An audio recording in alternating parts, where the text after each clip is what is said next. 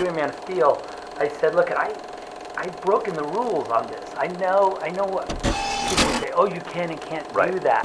Batman can't, like, we talked about, like, Batman can't shoot someone, Batman can't kill, Batman can do this, Superman can't do that, he can't kill Zod, blah, blah, blah, all that stuff. And I'm like, you're going to give me some weirdo, like, adolescent, like, and that's the only thing. And I just think that, every single super movie that comes out kind of they keep telling, like, reinforcing the flaws of the genre rather than kind of.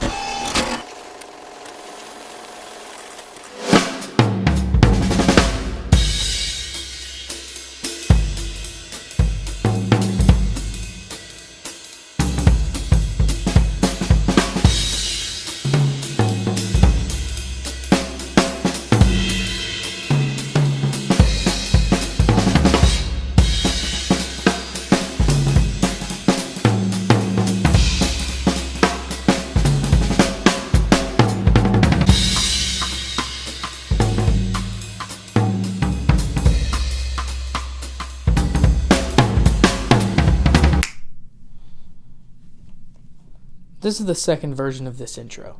The first version of this intro was a dumb, wishy-washy bit of, of course, let's have an open mind about this. Look? I don't know. I wrote that before I watched all of these movies, and I just think I can come up with something a little bit better to start this. Zack Snyder is a director I already have a beef with. That might cloud my judgment a bit, but f*** it. Opinions are based on your personal values, and just so happens one of my values is that I don't like Zack's movies. They are at best passable, if pretty hollow and meaningless, and at worst, they are some of the most frustrating films ever put to screen. His personal politics he allegedly has rarely matches the themes of his movies, which even now boggles my mind a bit. However, this video has opened my eyes to something I appreciate about Zack. Most of his films are very interesting to discuss. There's so many strange choices, bizarre themes, and hilariously bad mistakes that I can't help but get a bit of enjoyment from discussing it. You can learn so much about what not to do as a filmmaker and artist from watching his movies. Another reason why I didn't feel the original intro worked was the fact that it was a bit. Like, sure, that's kind of the backbone of my channel, but I would say the joke per minute rate of this video is much, much lower than anything I've put out in a while. And I think that's just because I've gotten older and have experienced a lot of film and music and art in the past few years.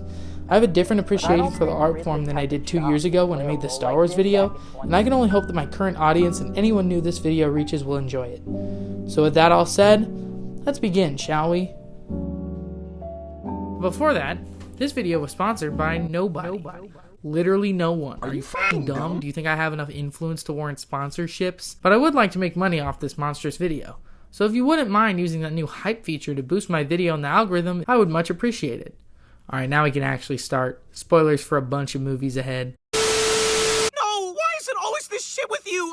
Of course it's a person, Rick! Okay, so my feelings on this one are very complicated. First, the good stuff. I think the zombie stuff in this movie is really well done. The opening scene with the daughter and husband was electric and hooks you into this world. The birth scene is absolutely f***ed and was the most fun sequence in the movie. The film is very good at creating tension and making these scenes feel properly chaotic. The action is great, and honestly the slightly lower budget helps in this regard because it means that pretty much every aspect of this film is done practically. The stunts were great, and all the zombie performers did a great job. The gore is gnarly as hell and makes for some cool scenes. I think generally it was very well shot and edited and made a good use of multiple types of media for exposition. I think the best way to describe the tone of this movie though is that it's kind of trying to have its cake and eat it too. At times it wants to be a really gritty and down-to-earth apocalypse flick, confronting the morality of this style of zombie movie that is traditionally fine with mowing down the undead. It almost wants to comment on the classic zombie concept, kind of in the vein of The Walking Dead. But then the zombies actually appear and it wants to be a cool badass action movie. It wants really badly to be an edgy splat pack movie during the set pieces. And I'm going to be totally frank with you, I think both of these work. There are good serious scenes and good edgy cool scenes. They just don't work well side by side. Dawn of the Dead just doesn't feel cohesive because of this tonal flippancy. The best example of this in the entire film is the literal last scene of the movie. One of the main characters is to stay behind for the good of the group because he's been bitten, and there is this emotional scene where they have to leave him on the dock. It's an alright scene in and of itself, and it almost has a very poetic ending with the movie cutting to black when the man shoots himself, punctuating how doomed all of them are. But of course, this is a cool, edgy 2000s movie, so we have to do this.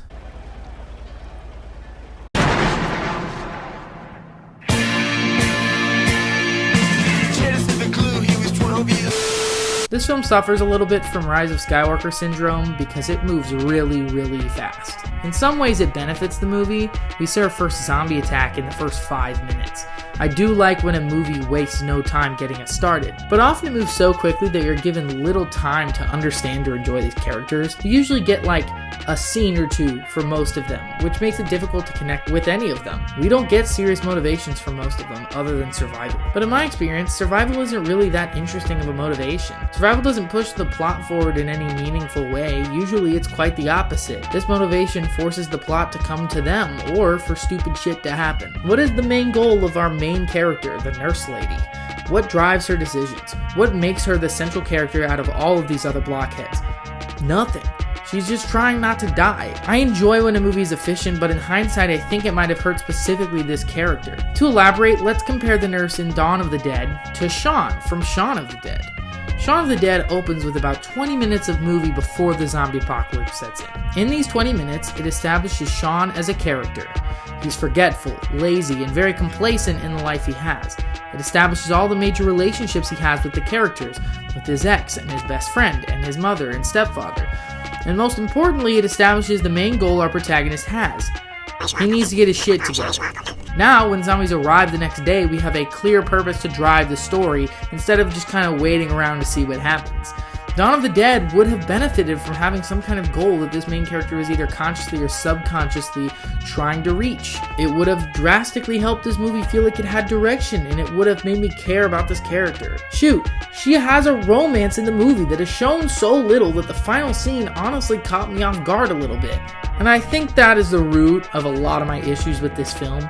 I don't give a shit about these characters, like at all.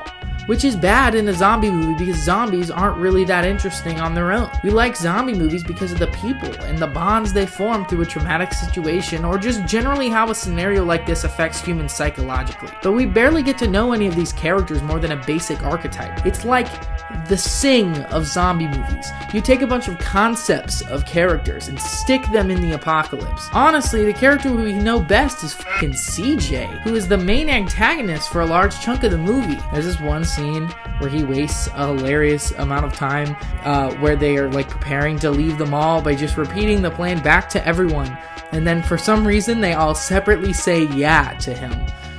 I refuse to believe James Gunn wrote this movie. There's also generally some stuff that just didn't make much sense. Why did they leave the mall? Like, sure, the zombies were coming up from the stairwell, but they were already going to leave before that. They seemed like they were honestly pretty safe in the mall. Why leave? Dawn of the Dead isn't the worst thing in the world. It can be a lot of fun at times, but honestly, just go watch Shaun of the Dead. It's just better. So I'm about to make a pretty out-of-pocket comparison, but just stick with me. The post-game experience of watching 300 was very similar to that of Dirty Harry. The difference is that Dirty Harry is a better, more important film to culture, and conversely, 300 had that post-game on acid. And to hear that explanation, you're gonna have to wait a minute or two because I got some shit to say first. The main reason I really can't bring myself to give this any lower than a 6 out of 10 is that this movie is a masterpiece of visual filmmaking. It is gorgeous from beginning to end. This is honestly a dictionary definition of style over substance, which doesn't bother me in the slightest. It uses all of the good aspects to the Snyder style and almost none of the bad. The lighting and color schemes are electric. You can see the comic influences throughout. I feel like this is the one movie that actually uses the slow-mo shit and uses it effectively the whole time. The important images are put in slow-mo and it looks dope as fuck. I can only think of a few moments where it looked a bit clunky, but overall, a much more awesome use of slow-mo than the entire DCEU. There are shots of this movie that will be seared into my brain forever. And the over-stylized nature of the movie makes the CGI work well. If this movie played it all straight, this wolf would look kinda goofy. But because the whole environment is heightened by digital effects, it looks cool. As far as visual storytelling goes, this is far and away Zack's best film. 300 is worth a viewing for the visuals alone. From a surface level, 8-brain perspective, this movie's just kinda alright. The visuals without a doubt do most of the heavy lifting, and to be honest, the script is just kinda alright. For the most part, I'm pretty sure it's ripped almost page to screen from the Frank Miller comics. I haven't read 300, but I've read The Dark Knight Returns and the early Sin City stuff, the latter of which is the coolest shit ever put to comics, and both are great. But you can't exactly rip page to screen from comics because the suspension of disbelief is much higher in film. Well, unless you're this movie. There's a bit of quippy dialogue in the movie which might just sound hard and cool in the comics, kind of like how Marv is in The Hard Goodbye. But in the movie, it doesn't mesh with the overall tone. Spartans! What is your profession?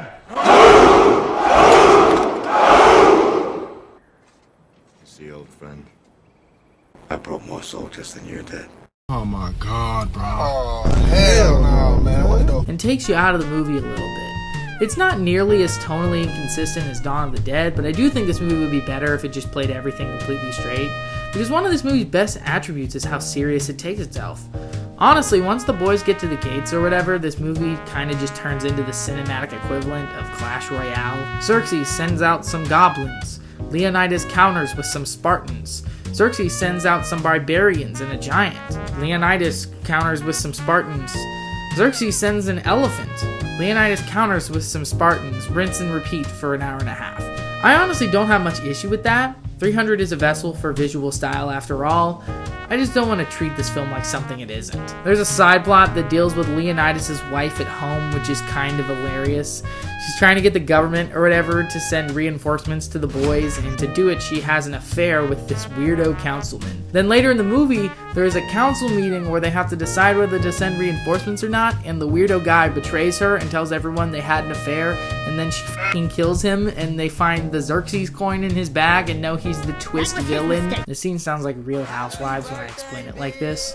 The council sees that and says, sure, we'll send reinforcements, but by the time they even make the decision, all of the 300 are dead. Oops. Remember, they cut to this goofy-ass plotline in the middle of the most wild, over-the-top action scenes. It's such a crazy tone change, and I can't help but respect how ridiculous it is. Alright, enough niceness, now I gotta be mean. A major issue I have with this film is none of these characters have any personality.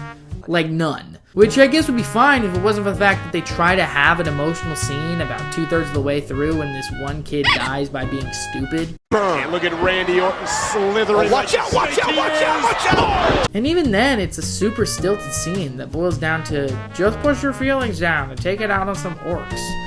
There's nothing to differentiate these characters except that this one guy is played by Gerard Butler. They're all bland, boring white guys fighting against faceless grunts. I genuinely cannot see anyone connecting with this film because there is no one and nothing here to connect with.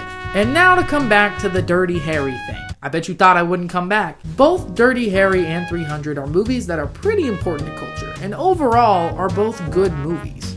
Dirty Harry started the entire serial killer genre, and 300, well... But an issue I've had with both movies is the very questionable perspectives. Dirty Harry is a film that definitely has a better justification for being questionable. It was a film made in the midst of the counterculture movements of the 60s and early 70s, specifically aimed at and made for people that were scared by all that change that was happening. But 300 kind of feels like it is the way it is just for the love of the game. This movie is nothing if not hypocritical within its own logic. A great example of this is how this film depicts the singular female character. The movie wants very badly what Mad Max Fury Road actually accomplished. The Queen of Sparta is a very surface-level progressive character. There are several times in the film where she is uplifted by the male characters around her, only to be immediately pushed back down into the housewife archetype. This 5 seconds... What makes this woman think she can speak among men? Because only Spartan women give birth to real men. Because only Spartan women give birth to real men. Speaks for itself. But the largest issue this film faces is that it's basically about fascists. 300 is a movie where the big, hypermasculine, eugenicist white boys fight the evil, disabled, non-white, homosexual, effeminate villains. This movie came out in the year 2006, and there's pretty clear overtones of ableism, xenophobia, and homophobia. The first goddamn scene depicts the Spartans throwing their small or puny, or sickly or misshapen children off a cliff. That is textbook Nazi shit. The problem is that this film depicts the Spartans as freedom fighters, the few good men standing up for justice. However, we're given no reason to believe the Spartans are any better than the Persians other than the movie says so, which leaves any so-called freethinker asking, who should I be rooting for? At the end of the day, the Spartans reject Ephialtes and the Persians take him in, and the Persians generally seem more accepting. Oh no, the lesbians are coming. And in the end, when the big fat Greek army shows up to kick the Persians out, the implication is that this is where freedom and democracy began. There's a lot of parallels between this film and some of the propaganda of the Atlantic revolutions. Sentiments of fighting tyranny, and the final scene even refers to like a bright future. You know, when they kick out all the non-whites, homosexuals, and disabled people. Before I close out this segment, I'm going to mention two things I know will be in the comments if I don't. First is that any politically or socially unacceptable messaging is a reflection of the historical beliefs of the time. No. You think the Persians showed up with the army of Mordor for this shit? That's an orc. Plus, if we're gonna go that way, it only makes you look dumber since the Spartans were fucking gay. Another one to bring up is that this movie is satirical. It's making fun of fascism. And to that, I also say no. There's absolutely nothing in this film to indicate that it is lampooning fascism. This isn't Fight Club or Starship Troopers.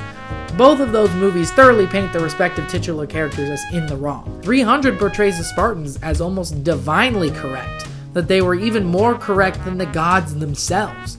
At every turn, the villains are shown as sneaky and terrible, unlike in other films mocking fascism which show the villains as at least indifferent. But honestly, most of the people who would comment like that wouldn't make it this far in the video. Despite all of its flaws, at the end of the day, this is probably Zack Snyder's best film, and I could never take away this movie status as a modern classic.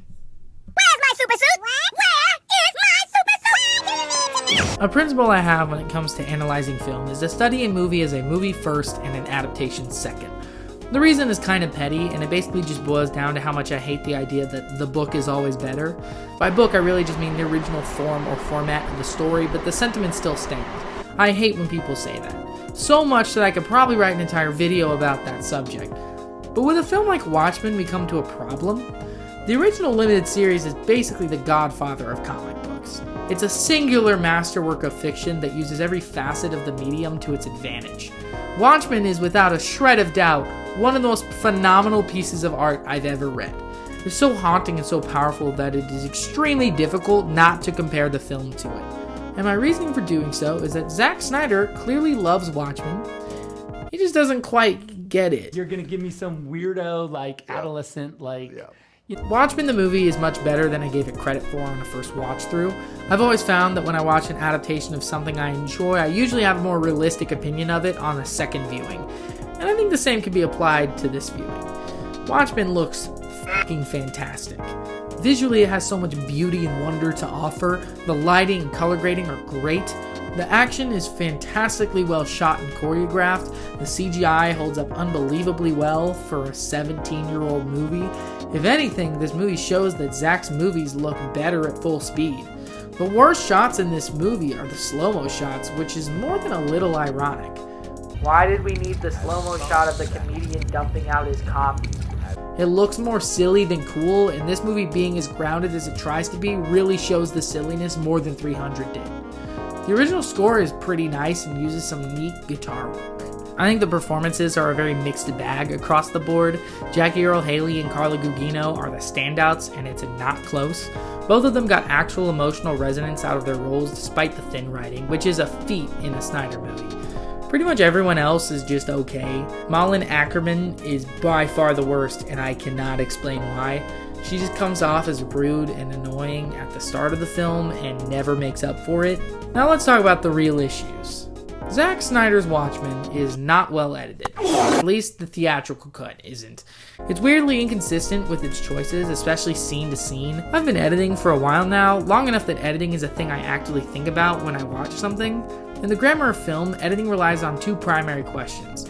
How does what I'm hearing relate to what I'm seeing, and how does this image relate to the ones around it? The adept editor has a deep understanding of how to answer these questions and how varying answers change the emotional and psychological effect of a scene.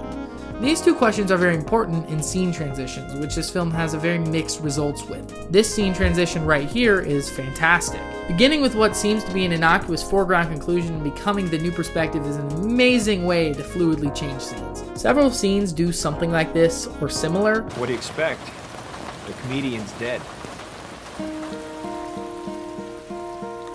Hello, darkness, my old friend. However, a good example of strange editing choices is the transition between Rorschach searching the comedian's apartment and the introduction to the night owl. Somebody knows why. Somebody knows. It all started with the gangs. You know, people tend to forget that. It isn't necessarily bad or wrong, just very strange. But there are scenes that are badly edited. I think the worst offender of the entire film is the comedian's funeral. Now listen, the purpose is not lost on me. He was trying to be faithful to the book. However, pacing and energy in comics and films are different. I think the main issue with how this scene is paced is that there is an establishing sequence where we see all the characters get out of the car and the casket is being carried to the headstone, and then we jump across the country to Laurie and her mom talking about the comedian. Any atmosphere or tone the previous sequence was building is immediately gone. Same goes for any of the flashbacks. Each of them are so fleshed out that they feel like their own scene, which is great within the flashbacks themselves because they're actually pretty well done. However, the moment we return to the present, the momentum is gone, and then we move to the next one. I don't have a solution to this, but I do think the scene with Laurie's mom makes more sense to immediately precede the comedian's funeral. The last sequence with bad editing I want to talk about is the talk show sequence. First off, I want to come back to one of our main principles. What we are seeing needs to relate to what we are hearing. So examining the talk show scene, the way this works in both versions of the story is that the focus flips between Dr. Manhattan speaking to the press on a talk show and Laurie and Dan fighting some thugs. And just like the book, the audio of the talk show bleeds into the fight scene, and in said book, the dialogue of the talk show is split up so that it works almost like narration for the battle. And the movie just chooses not to. This film recreates so many scenes from the book literally word for word, and in the scene where it matters to do so, they just wing it in the editing room. Like, I guess there are moments that line up, sorta. Even in a world without nuclear weapons, there would still be danger. But the film doesn't keep it consistent regardless. I am not omniscient. Doug Ross, also known as the supervillain Moloch. He was your handler when you first started working for the government. Another inconsistent thing about this movie is the licensed music. This film has some of the best usages of popular music in any film ever, and some of the weirdest. The opening credits are literally the best scene, and that's not a diss, that's just how good the scene is. And it perfectly uses times they are changing to complement the purpose of the sequence. There's another scene where Ozymandias is explaining his vision to unnamed shareholders, as a direct reference to the classic television series Succession. And very faintly over the sound system of the building we hear "Everybody wants to rule the world." Whoever made that choice deserves a raise. But then we have the Dan Laurie sex scene featuring fucking Hallelujah. Yes, the Hallelujah like from Shrek. Sure, it's not a traditional version, but it's still Hallelujah. The song that probably played at the last funeral you went to, and it's during a sex scene. At one point in the movie, the gang goes to Antarctica to confront Adrian, and for some reason the Jimi Hendrix version of All Along the Watchtower plays. I have no idea why. I really don't get the connection. And it's just a very abrupt and bad needle drop. Let's go home. I think most of the other issues of this film are innately tied to Snyder's Watchmen misunderstanding how to adapt the source material. For anyone who doesn't know, comic books are naturally very minimalist. Not in content, but in structure. One of the limitations of the classic comics format is that there is generally a set page count for stories, or, more importantly, a time limit to write and draw them. All that to say, Watchmen is already a very efficient story. It is difficult to cut things from a text as dense as Watchmen without massive repercussions for the story at large. And I think we can learn a lot from what Zack chooses to keep and cut. Zack cut a ton of the regular people stuff, which is fair enough. Watchmen is too dense to ever fit all of it in a single well-paced film, and if you're going to cut anything, it makes the most sense to get rid of the pedestrian scenes since they develop themes more than the actual plot. But even outside of that, he makes such bizarre, problematic choices on what to cut and how to pace scenes, even how to include scenes. One of the problems is what he does with some of the dialogue. When I was watching the film, there were times when I genuinely questioned if there were lines missing, since the characters were jumping from subject to subject super quickly. And I checked and they did leave out lines. I already established that Watchmen is a comic, and comics are very tightly written. Most of the book's interactions last a page long, but Zack took the short interactions and made them even shorter to the point that the characters just sound weird. Mother wanted her little girl to be just like her and fight bad guys.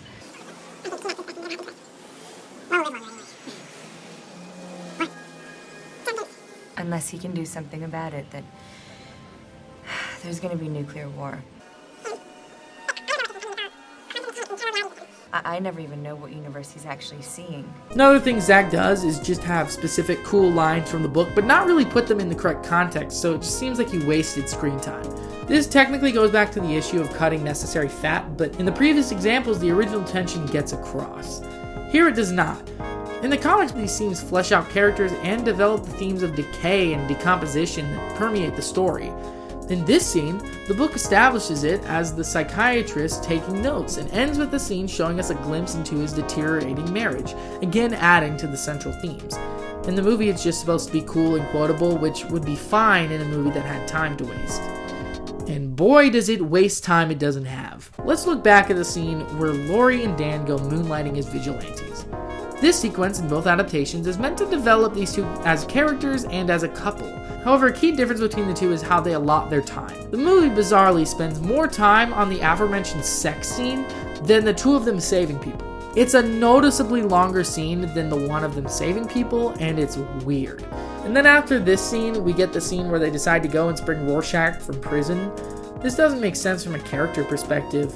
By this point in the film, we've established that Night Owl is a straight arrow guy, genuinely wants to help people and maintain law and order. But also, why would this Someone set him up. ever make sense as a justification? I will not believe that Dan does not know that Rorschach kills people. Actually, I know he does. He said this earlier. What do you suggest we do about it? Retribution. Was that a tangent? Yes, but it illustrates the adaptation issues of this movie pretty well. And to close out this discussion, I want to talk about the ending. Wow, what a revolutionary concept. Critiquing the end of Watchmen. Who would have thought? Shut up and give me some push-ups or something. The ending of Watchmen is intentionally Machiavellian. In both versions, the subtext, or really just the text, is do the ends justify the means? Is wiping out an entire city or cities worth of people justified if it means world peace? The characters literally grapple with this question at the end of the story, and the final chapter is about them choosing their answer. Manhattan says yes, Rorschach says no, etc., etc. And Zack clearly understood that. But I don't think he understood what works about the original ending. The basic idea behind the ending in both versions is that the horror of the city being destroyed and millions dying brings the world together out of fear. Except in the original, it's a giant monster, and in the movie, it's bombs. I'm not the first to point this out, but blaming these explosions on Dr. Manhattan realistically would not bring world peace. I understand how far-fetched the monster might have been to a 2009 audience, but this is not the solution. Dr. Manhattan is famously an American. Despite the fact that New York exploded, the Soviets would still blame it on America. The original just works better. The alien is presumed by the planet to be from space, and the whole world bands together in fear of an extraterrestrial threat. I also think it's just viscerally more effective. There's something so much more frightening and horrible about death on a scale like this happening from a creature so bizarre. It feels like a much more worthy climax than big bombs do. And my final nitpick is the closing shot. In the comic, Alan Moore reminds us in the final shot that Rorschach's journal, where the secrets of the conspiracy that exploded several major cities can be found, was already delivered to a major news station. And this final shot is meant to be a little bit ominous, a little unsettling even. It's Moore's way of answering his own question. The ends do not justify the means, and all these people died in vain. And unfortunately, Snyder's version ends like this. Tonight, a comedian died in New York. Woof. So, let's get down and pig out. It's Shredder! Where? Full disclosure, I'm writing this several weeks after watching Legend of the Guardians, and I really don't feel that bad because my review wouldn't change that much if this was fresh in my mind. This shit is boring.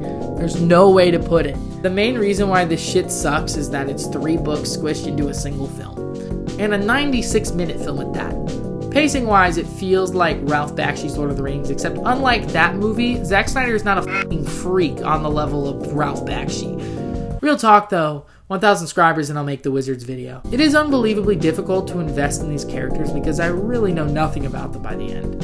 The main guy is like the most blank slate character I've ever seen on film. His only motive is that he wants to find the Guardians, which isn't interesting. It's just him moving the plot along. There's a little bird friend that is introduced kind of like a love interest, and after one scene, they are good enough friends that the main guy risks his life for her. And they are fully platonic. I'm not saying every male-female relationship needs to be romantic, but come on. These two characters are also kind of unmemorable, except this guy is bad at singing, I guess. The Guardians are pretty boring. There's a scene pretty reminiscent of the Star Wars prequel Senate scenes and not the good one. This movie has 3 different villains. One is the main character's brother. It's a dynamic that could work if this movie had any time to establish it. He's kind of like Zuko, but if Avatar ended after season 1 and also Avatar was boring. Shots fired! Another is Owl Lady, who's distinctly designed, which is nice, but otherwise she's a pretty typical tyrant character. The third one is fucking Owl Shredder. I'm not crazy, right? This is the same helmet. Anyways, he's just as interesting as the Shredder has been since the 90s, which is to say, not. The story is super bland and lame and generic. I feel like so little of this world was actually shown to me where it felt very barren. I know that it's supposed to be a little bit of a wasteland, but even franchises about actual wastelands feel more alive and lived in than the Owls of Gahoole's cinematic universe. I have nothing more to say about the Owl movie. She can cut all you in half with one sword stroke, just like mowing the lawn. What the hell was that? This movie is very interesting to me from a writing perspective because this is one of the only original scripts in the entire Zack Snyder filmography. Other than the Rebel Moon movies, every other film is a remake, sequel, or adaptation. And even then, the Rebel Moon movies aren't even trying to hide their Star Wars and Kurosawa influences. Sucker Punch is directly from Zack's weird little mind. And that's important, right? Adaptations are obviously filtered through the lens of whoever helms it, but unless you are distorting it beyond the point of recognition, you are still filtering someone else's themes, ideas, and worldview. With adaptations, we learn things about the creator through what they choose to keep, something we have thoroughly done with Zack's early work. Original works are even more revealing, however, as there is no filter, just Zack. Something to keep in mind as we discuss this film. As I generally do, let's start with some nice things. I think this movie makes some great choices visually. Zack Snyder has a keen eye for cool-looking shit, and there's plenty of cool-looking shit in this movie. I enjoy the way it weaves together the fantasy and reality of the club into the actual set design of the fictional club that most of the movie takes place in. It's like the real world can be seen on the periphery of the dream. I like it a lot. I think the editing is competent, and the film is generally well-paced. If anything, it moves a little too fast for my liking. My main qualms with the visual side of things is just that this is the film where the slow motion in Zack's style becomes fully self-indulgent. I think it works well for the opening scene, but it kind of ruins the kinetic energy of several action scenes. There's several moments that use so much slow-mo over such a large time that there was a lot of weight lost in the individual impacts of the punches and sword slices. I want to explain how this movie works and the basic plot structure because it is integral to my issues with this movie. I haven't really done this previously because A, plot summaries are really boring, B, I've had plenty of ground to cover already, and C, I know you've fucking seen 300. I don't need to explain 300, it's 300. But statistically you've not seen Sucker Punch, and therefore need some catching up. So the story starts with essentially a music video of a Sweet Dreams cover. There's a lot of scenes like this. It is basically meant to establish why Baby Doll, yes that's the main character's name, is locked up in the insane asylum where most of the movie takes place. It's trying to be this cool slow motion show don't tell scene, except it's not super clear. I had to look up a ton about what was going on, but it's still probably the best scene in the movie. If the movie ended with the title drop right there, all my problems would be absolved and it would easily be the best thing Zack Snyder's ever made. But it keeps going, unfortunately. Basically, the mom dies, and the stepdad finds in her will that Baby Doll and her sister get all the money. He gets drunk and mad and locks Baby in her room and goes to the sister's room, who hides herself in the closet. Baby finds a way out, gets a gun, and shoots it at the father, but accidentally misses and hits her sister. The sister dies, Baby runs away, and then is found by the police and taken to the asylum by her stepdad. Once we are at the asylum, the stepdad makes a deal to have Baby lobotomized so she can't testify against him in court. Pretty quickly, we flash forward to the day of the lobotomy, and right before Baby Doll goes brain dead, the movie starts. Most of the rest of the movie is set in this semi-reality where the asylum becomes a club and the people in it become different aspects of the club. The inmates become dancers and prostitutes, the psychologist becomes the dance instructor, the warden is the owner of the club, and various other people are clients. Baby Doll in this fantasy world is like good at stripping or whatever, and whenever she does it, she goes to this even deeper fantasy world. Inception came out first and did it better. Anyways, the first time she does it, she meets this old man that tells her that she needs 5 items to escape. A map, a fire, a knife, a key, and then the 5th one that's a mystery.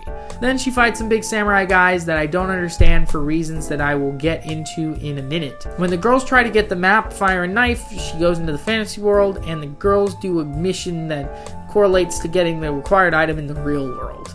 One of them betrays everyone and then dies, 2 more of them die after that, and at the end Baby Doll sacrifices herself for one of the other girls, and the movie kind of ends. That was a pretty vague plot summary because I want to talk about some of the issues I have with the plot.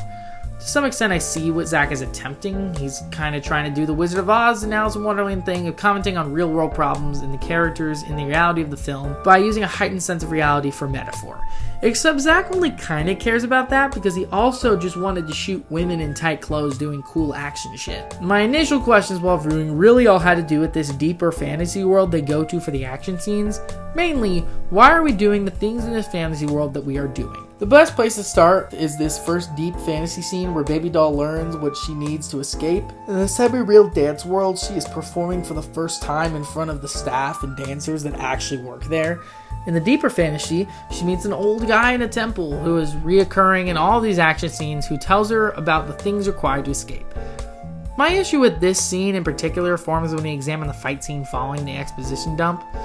Real talk, who is this? What narrative purpose do these samurai guys fulfill? Who do they represent in the other levels of reality this film works on? What does the setting have to do with the emotions and journey of the character? The answer is I don't know. I'm no stranger to intentionally mysterious aspects of movies, but the fight scenes that make up the major moments in the film should not make me ask a bunch of questions. The samurai, as far as I can tell from the text of the film, don't matter. Don't represent anything of substance for the character, and therefore I don't need to care about this fight. I'm bored now, Zack. You can extrapolate a lot of these questions to the rest of these action scenes. What does the character Sweet Pea stealing a map have to do with the trenches of World War I and the zombie Germans, other than at the end of the scene they take a map from a random German officer? Why does Amber drive a mech suit? If in the real world Sweet Pea is the one getting the map, why isn't she leading the charge in the fictional one? You can do this for the dragon scene too. What do the 2 dragons represent in the real world if they have 2 different narrative functions within the scene? Which one is the client and what is the point of the other one? Why is Amber flying the f***ing plane when in the semi-real world she's the one actively stealing the lighter? And there isn't even a point to doing it with the knife scene because I have no idea what any of this has to do with anything. At first I thought the reason why the bomb had an active countdown that had to be neutralized was because in real life the water was inching towards the radio. Except when the water hits it, the bomb doesn't go off and instead the dream world just kind of short circuits. So was the bomb the chef? If so, why does he have a timer on him for how long he will accept the dancing? And why only him and not the rest of the characters Baby Doll hypnotizes in the film? Also, how is defusing a bomb related to stealing a knife from a chef? And also, why is the ultimate resolution of this scene to just f***ing let everyone in that city die instead of maybe destroy the train tracks or make the bomb explode early? Either way, you wouldn't get the bomb, but at least there isn't mass death. That would make more sense of a sacrifice for Rocket instead of just, oh, we don't have room to grab you even though we had room to get you there in the first place. Sorry, I forgot none of this matters. Beyond that, I also don't really understand this escape plan. My inference was that to some extent this first scene with the old man was Baby Doll inventing the escape plan, but the film itself never actually explains the plan, which kind of defeats the purpose of an escape movie. The tension in an escape film comes from knowing how the plan should go, and then seeing the ways it goes wrong. I don't need to explain this to you. You've seen Toy Story 3. The escape scene itself is only 4 minutes long and feels like it's going through the motions because we are literally just watching the plan unfold without knowing how it's supposed to go. Like, there's so many weird obstacles that present themselves, but the full effect of them can't be garnered because we don't know how the film was supposed to go originally. Do you really need the map if you live in the asylum? What would the knife be for if Oscar Isaac hadn't made a creepy advance? Or would you still go out of your way to kill him? Or was the knife just generally for self-defense, in which case why would you grab one knife for 5 people? But a WDT, of course it sounds dumb when you extrapolate like this. I have to extrapolate because the movie doesn't actually tell us. Now to round out this review, I want to talk about themes. What is the movie Sucker Punch about? That is an excellent question. Okay, so I'm not trying to say this film is about nothing, because it definitely attempts to have themes. Just very bad attempts. There are two main themes this film explores that both kind of go hand in hand. One is chasing freedom, and the other is being a girl boss, I guess. The problem with both of these themes is mixed messaging. Zack Snyder wants to tell a story about the way women are treated. He wants to tell a story about people fighting for their freedom against the odds. He wants to comment on society, but he also wants to make a cool, brain-numbing action movie with hot women in skimpy outfits. The freedom themes are hand-fisted beyond all reason, but the movie doesn't follow through with it. If the point of the action scenes is to demonstrate the internal desire for freedom, it falls flat because we know in real life they are fighting for freedom anyway. It also falls flat because the sub-reality is so ridiculous in its containment that I can't take it seriously. Instead of the club confining the characters through real-world means such as economic and class struggles for the girls to work there, the film makes escaping the club require a literal key, even though it is an establishment where clients come in and out of a likely unlocked front door. And furthermore, this whole story presumably takes place in the seconds before Baby Doll dies, so why do we care to fight for freedom? Especially since, according to this film, the freedom Baby Doll achieves is death. It's the way she looked at me. Like she wanted me to do it. All of this is worse when you add in the feminism angle. Well, it also feels really dishonest on Zack Snyder's part, because I've been hearing him say that this movie is meant to be like a female empowerment film. It's true. It's true. He has said that. Really? Zack's defense of the pretty blatant misogyny throughout the movie is that it's satire. All the characters wear revealing male gaze clothing and have stereotypically misogynist names like Baby Doll and Sweet Pea because he's making fun of misogynists. And maybe that was his intent, but it doesn't come across that way, because all this is in her fucking head. Like, sure, she actually causes some chaos, but the reason the bad guy gets his just desserts is because the nice male lobotomy doctor asked the female nurse why she signed off on the lobotomy, not to mention the constant innuendos to the sexual power of women. Obviously, in the club reality, the dances Baby Doll does are implied to be erotic, but what does that translate to in the real world? That she's prostituting herself to men? Good movies that are meant to be about valiant women usually highlight intelligence, kindness, and a unique thought process that, when compared to the men around her, give her an advantage. You know, like Clarice in Silence of the Lambs, or Ophelia from Pan's Labyrinth. But instead, this movie says that the power women have is with their bodies primarily. If you don't believe me, then listen to the movie and tell me what else this line could mean. You have all the weapons you need. And if this is satire, then why does the film glamorize these scenes? The sex slaves being coerced into sex acts isn't as off-putting or disgusting like you might display it if you were trying to make a feminist movie. Instead, the women go into a fantasy world where they fight dragons, while in the real one they're being taken advantage of. Because even if what they're doing is technically consensual, it's psychologically not. They're being forced, maybe not by the men, to do dehumanizing acts, but the circumstances around them, which were ultimately created by men. That is a basis of an interesting movie about the struggle of women in society, but instead piled on the top are senseless girl boss action scenes that portray demeaning oneself as a valiant act of defiance. Ophelia is challenging the patriarchy because she is actively disobeying the male authority figures around her in pursuit of her own morals. Clarice is challenging the patriarchy by being vulnerable and brave in the face of evil in the ways the men are too scared to. Baby Doll isn't challenging the patriarchy. She's playing into it, and her efforts are for nothing because the only way to fight men is through men. Holy crap, this is the most frustrating segment I've ever had to write for a video. Thank fuck it's done now. Thanks for watching. Sorry that this has taken so long. I just been working on it on and off. I'm a busy guy. But parts 2 and 3 of this video are coming down the pipeline eventually. I'm trying to have them both done by the end of the summer. So we'll see on that. Just, hit the notification bell or subscribe or whatever to get notified. But it's been fun working on this. To some extent, it's been fun. It's been fun to write more than it's been fun to edit. But hopefully you enjoyed this. You'll consider subscribing, liking, sharing, making the channel grow. And